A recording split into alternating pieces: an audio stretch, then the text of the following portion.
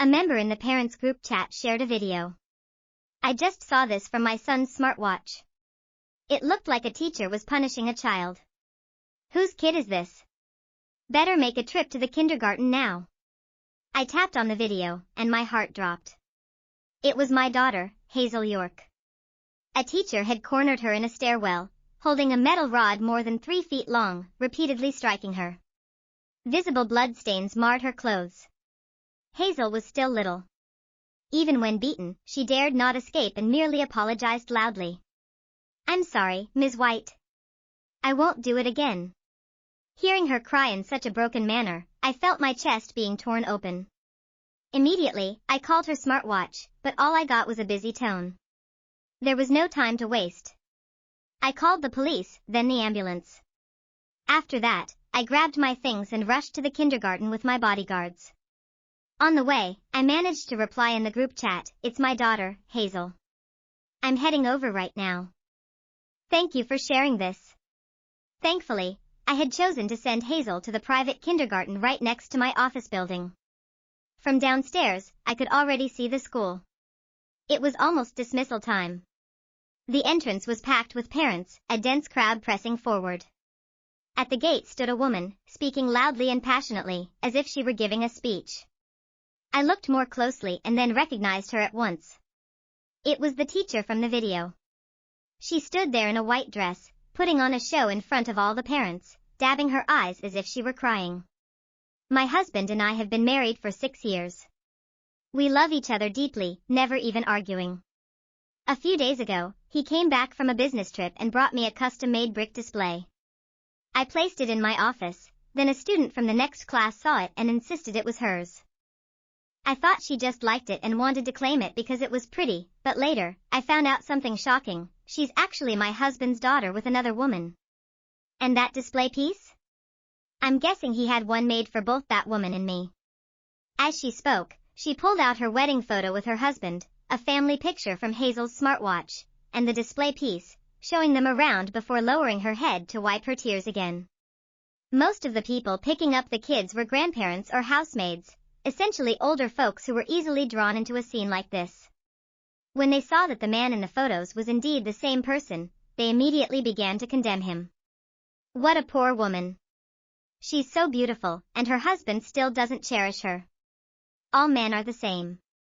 They look respectable on the outside, but who knows what they're doing behind your back. Ms. White, you should just divorce him and be done with it. I happen to have a single son. Come be my daughter-in-law instead." Seeing everyone turn their anger toward her so-called beloved husband, Ms. White's expression flickered with a hint of worry. She quickly steered things in another direction. "But I know this wasn't my husband's fault," she said. "He's the CEO of York Group, worth billions.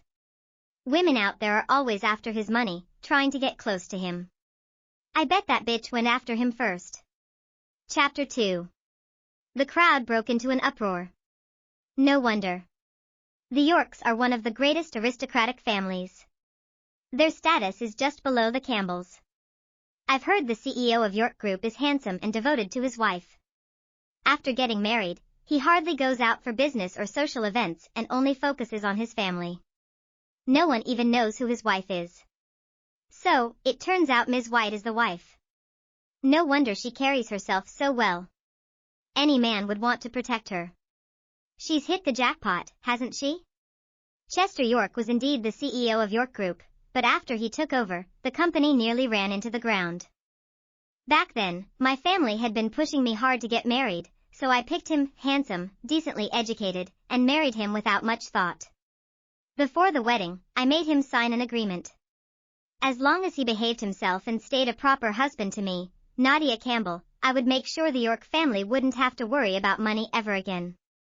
On the other hand, if he ever betrayed me, he would walk away with nothing. It was obvious the people here were out of the loop. They had no idea that York Group was already a shadow of what it used to be, yet they were all scrambling to flatter Ms. White. In less than a minute, I had pieced together most of what had happened. Still, Hazel came first. I couldn't just stand there and wait for the police to arrive. Hence, I stepped forward without hesitation. "I'm Hazel's mother. Could you tell me what exactly my daughter did to make you punish her like that? Ms. White sized me up and down, then let out a cold snort. Her voice dripped with mockery. So, you're the woman who seduced my husband and gave birth to that illegitimate child. Everyone, give me a hand and drive this bitch out. With the 3 muscular bodyguards around me, none of the older folks around us dared step forward. They only stood at a distance, pointing and shouting their insults. How do you still have the nerve to show your face, homewrecker? You're shameless. And you even brought these filthy men to threaten our pure and proper Miss White? Have you lost your mind? Mr. York is famous for doting on his wife. If he finds out you're here, he won't let you off. Now, get away before it's too late. There was no time to argue. Seeing that Ms. White had no intention of handing over Hazel, I told my bodyguards to go inside the kindergarten and find her. The security guards at the entrance couldn't stop them, as they were no match for the young men I had brought. All they could do was stand there as my people pushed past and went in. Meanwhile, Ms. White grabbed me and forced me to stay where I was. I had no choice but to speak up to the crowd. I'm Chester's legal wife. Hazel is our daughter, I said. See that building next door? I own it. My name is Nadia Campbell. I saw in the parents' group chat that you were hurting my daughter, so I rushed over right away. I turned slightly to the crowd. She's twisting the truth and making things up, while you're all just standing there, believing every word she says without critical thinking. What a bunch of fools. I don't know if my daughter's even alive right now. You'd better let me go so I can find her. If anything happens, my family will hold all of you accountable. The crowd looked at each other, unsure who to believe. Their expressions shifted, and no one dared to speak anymore. Ms. White wasn't backing down. She put on a confident front. What proof do you have that you're her? A CEO like her is busy every minute of the day. Why would she be here at a kindergarten gate to pick up her child?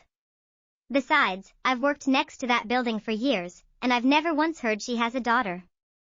I didn't bother arguing with her. At that moment, I got a message from my bodyguards. Miss Campbell, we've searched the entire place. We couldn't find Ms. York.